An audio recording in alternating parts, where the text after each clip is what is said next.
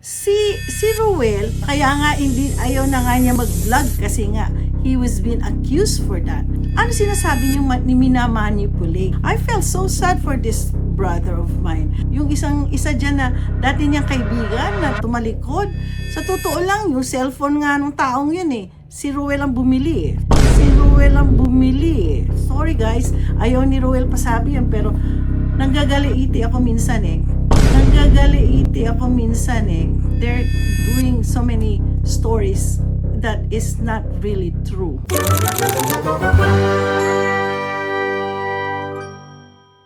Hello, magandang tanghali. Wala pa akong lunch kasi nga kinuha pa ni Myla yung lunch ko sa labas. So anyway, andito po ako uli at maraming salamat sa papanood ninyo ng mga videos ko. At tunay po we're just all being sincere to do our vlogging. We are not here we are being monetized, pero sa akin kasi I'm giving it to helping people, okay? We are not doing sinasabi lang? Porn poverty. At dahil vina-vlog namin, no, we're helping so that you guys will also be helping.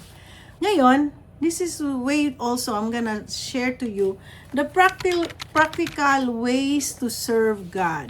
Okay? Pakinggan niyo to. I already had tell you about how to serve God, right? Now, this one is practical ways to serve God. Prayer and scripture study. Una, you got to know first prayer and scriptural study. Ibig sabihin, go to a Bible study. Do you have to learn? I really do go. Na-baptized na born again ako sa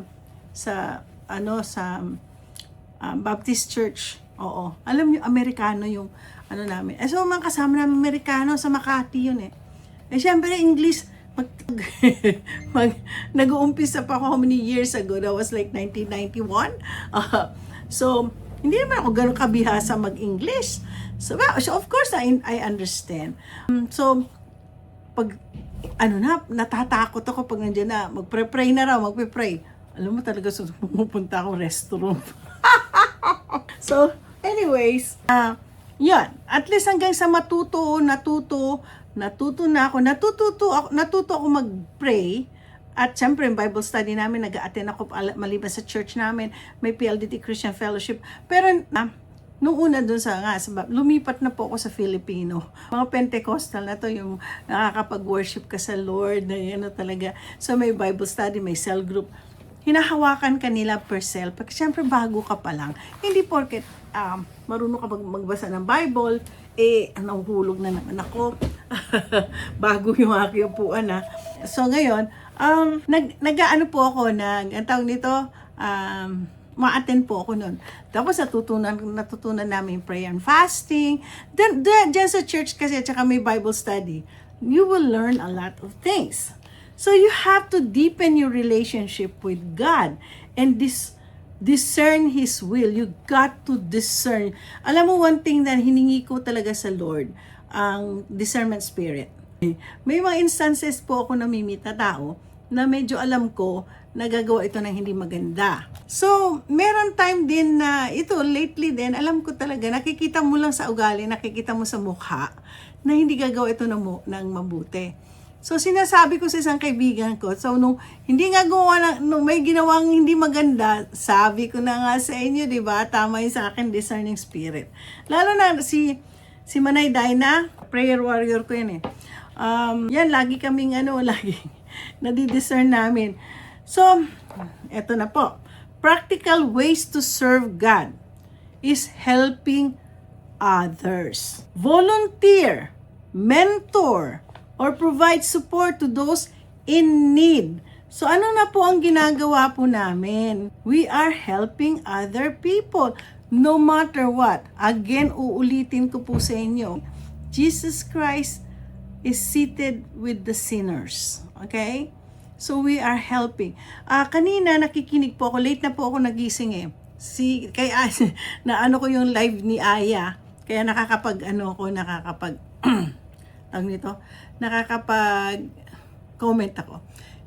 Si Roel, mas nauna na, hindi ko napanood. Hindi ko rin nakikinig lang ako. So, pinakinggan ko. Tapos, may mga ibang subscriber nagsasabing, huwag tulungan yung ex-girlfriend ni Wesley. Bigla ako nag-react. Alam niyo po, no matter what, kung hindi ko pa napapanood yung video, wala pa akong nakikita doon. No matter what, pag mahirap yung tao, bakit hindi tulungan? Dahil naging girlfriend ni Wesley, nakikita niyo yung hirap na hirap. Alam nyo, sa totoo lang, God will help you. God will bless you if you bless other people. Tandaan nyo, no matter what, galit po kayo sa nangyayari kay Wesley, nagagalit po kayo kung may girlfriend si Wesley, tandaan nyo, sabihin nyo na lang wala na sila. Pero yung mga taong yun, don't leave them just like leaving it there. Nasaan ang humanitarian heart nyo? Hindi, wag kayo mag-react ng ganun. Kung tutulungan ni Roel, may mga waste, kasi lalo na ngayon, may mga libreng school, di ba? O tutulungan nyo lang sila sa daily lives nila. Okay? So, helping others. What you're doing now is that is the practical ways to serve God, is helping other people. Ang number one nyo talagang tutulungan ay yung mga mahihirap. Bakit mo video? Para yung mga iba ma-inspire. Magagawin din nila yan. Ay, oo nga, no? Gagawin ko nga. Hindi pwede tahimik. Paano malalaman na buong mundo? Kayo talaga, sa totoo lang, kayo lang, I'm not gonna say anything.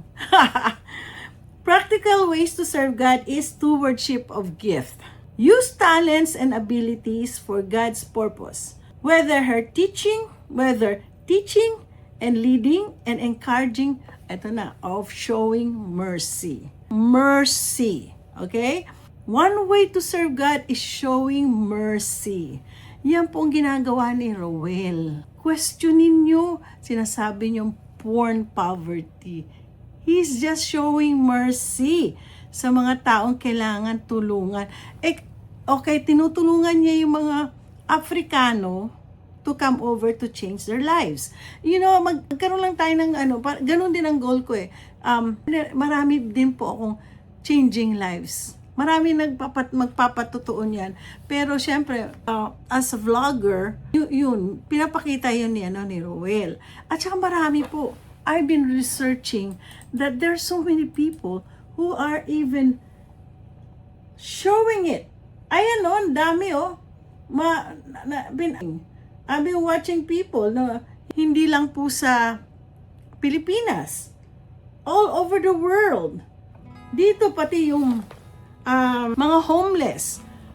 Meron po kaming dito, project kami nila Manayday na pinapakain namin mga homeless. Alam mo, sa totoo lang, one time, hindi pa ako vlogger, nagpapakain po ako, nakita ko mag-asawa.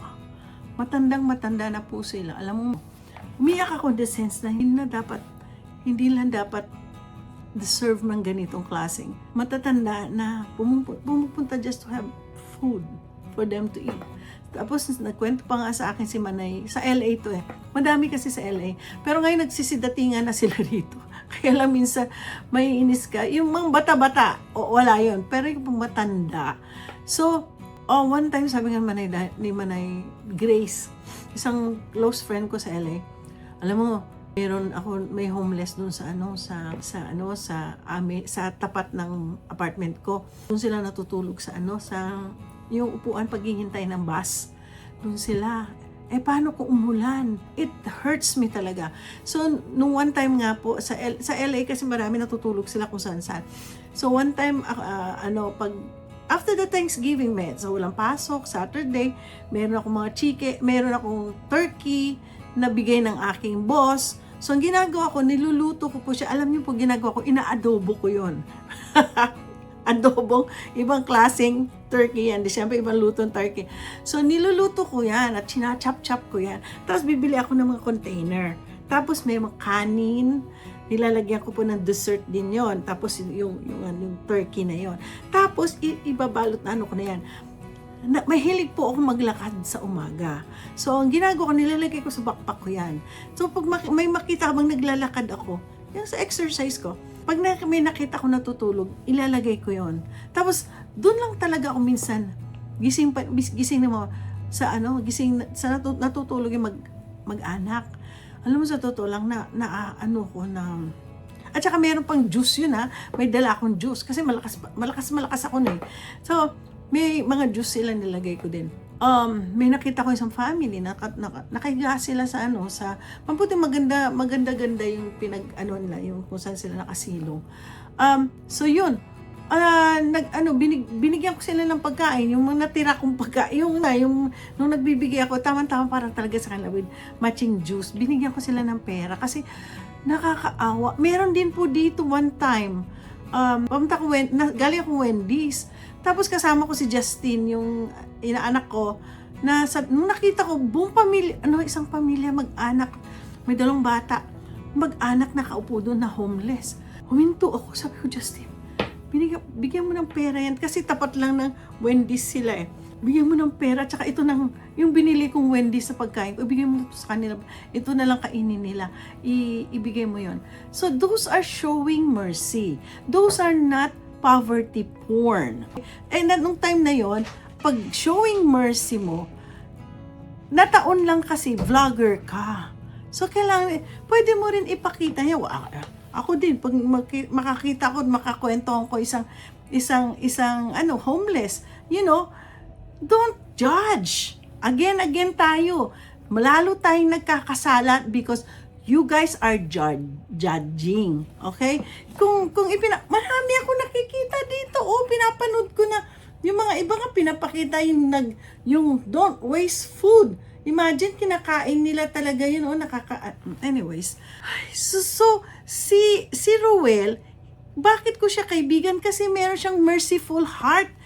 He gives mercy. Yung mga iba po, hindi, nagkikwentuhan kami, yung mga tinutulungan, sige, tulungan mo si ganito. Yung mga iba, kaya nga, ayaw na nga niya mag-vlog, kasi nga, he was being accused for that. So, ano sinasabi niyo, minamanipulate niya? Wala siyang minamanipulate. Totoo yan. Wala siyang, pinagpipray nga, kaya nga po pinagpipray namin din po kayong lahat na mga nag-a-accuse sa kanya. I felt so sad for this brother of mine. He is such a nice person. Yung pong nagkwento lang dyan na, may proof ba kayo? O kung may proof, yung isa dyan na dati niyang kaibigan na tumalikod, sa totoo lang, yung cellphone nga nung taong yun eh, si Ruel ang bumili eh. Sorry guys, ayaw ni Ruel pasabi yun, pero nanggagaliiti ako minsan eh. They're doing so many stories that is not really true. Ayaw ko. If you convince me to turn my back to him, I don't think so. God brought him to me as a friend. Siguro ganito sa panahon na to, he needs a friend. And I tell you, marami po siyang kaibigan. Konti lang kayo. Ito, living righteously. Another 1, 2, 3, itong pang-4. Practical ways to serve God. Living righteously.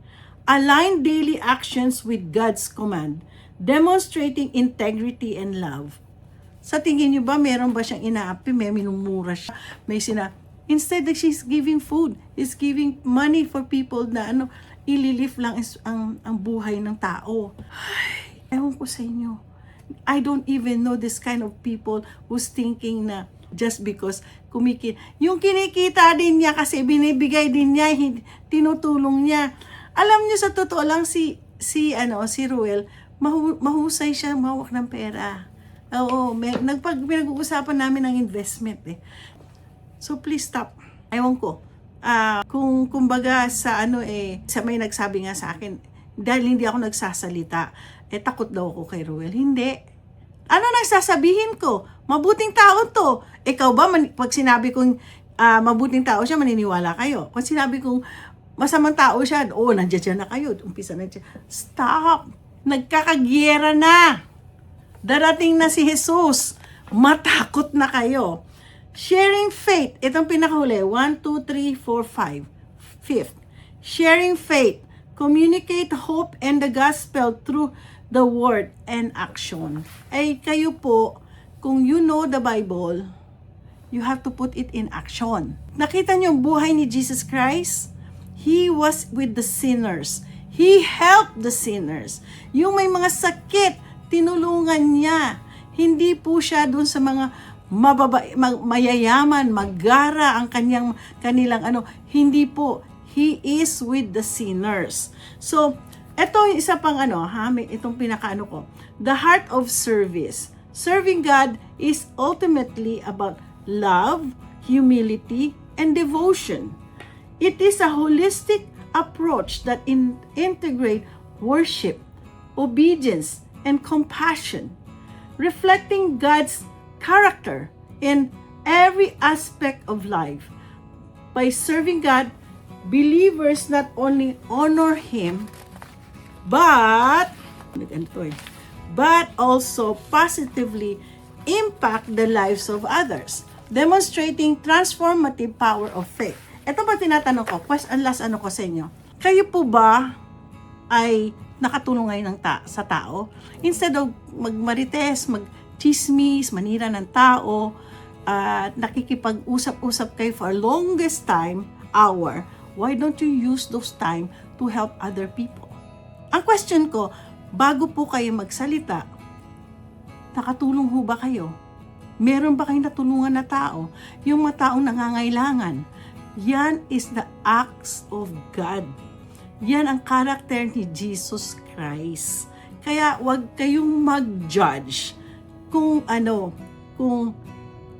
galing-galing ng mga tao talaga, no? Pero alam nyo, natutuwa din ako dahil marami pong sumusuporta rin kay Ruel. So, gano'n na lang po tayo, no? Tigilan na lang na. Sana, alam mo, pinagpipray ko, ngayon, nagpipray, fasting nga po ako eh. Oh yes! Wag nyo, yung mga Christians, sabi Christians daw sila, very, very strong Christians. I don't think so. You guys don't read your Bible. You read your Bible. And what is still saying? Yes, I am praying. I'm doing a prayer and fasting not because malapit na ang Semana Santa. No, I've been doing this to pray for other people. Marami po kasi ngayon, lalo na po ngayon, marami ang tinatamaan ang mga cancer. Marami akong kakilala ngayon. Ngayon may bagong akong kakilala na dalawang matanda na. They were stricken by cancer. They were my new friends. I'm gonna start praying. Kayo, instead na po kayo manira ng tao, dapat ang gawin ninyo, manalangin. Yes, manalangin kayo para i-bless din kayo ng Lord. Okay? Ay, nako. Anyway, thank you very much sa panunod ninyo ng aking episode na to. I'm really, when I was reading this Serving God, bigla talaga sabi ko, it's a thing, alam niyo sa totoo lang, bago ako nagsalita, pinagpipray ko to. Lord, what I'm gonna say the truth. That's the truth. Ay, ewan ko. I hope and pray that the people who are accusing Ruel to stop. Alam niyo pa, kung hindi, ang Lord ang bahala sa inyo. So anyway, don't forget, Bisaya man ako. Don't forget to like and subscribe. And always listen to my word of God. Okay? So, thank you very much. And God bless. Dumating ng pa-food ko eh.